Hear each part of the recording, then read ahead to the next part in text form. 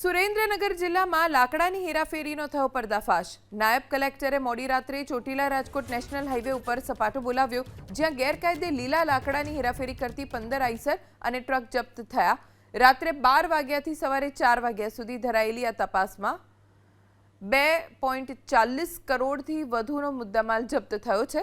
પકડાયેલા વાહનો પાસે કોઈ પ્રકારની પરવાનગી, વાહન તુક પાસ કે લાકડા કાપવાની મંજૂરી વગર લાકડાની હેરાફેરી કરતા હતા।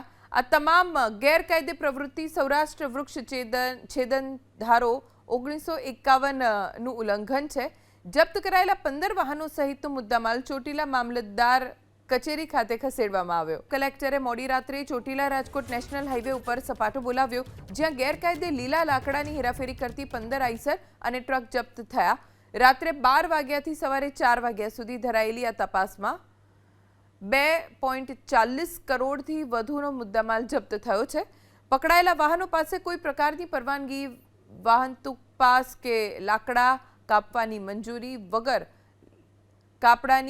લાકડાની હેરાફેરી કરતા હતા। આ તમામ ગેરકાયદે પ્રવૃત્તિ સૌરાષ્ટ્ર વૃક્ષ છેદન ધારો 1951 નું ઉલ્લંઘન છે। જપ્ત કરાયેલા 15 વાહનો સહિતનો મુદ્દામાલ ચોટીલા મામલતદાર કચેરી ખાતે ખસેડવામાં આવ્યો।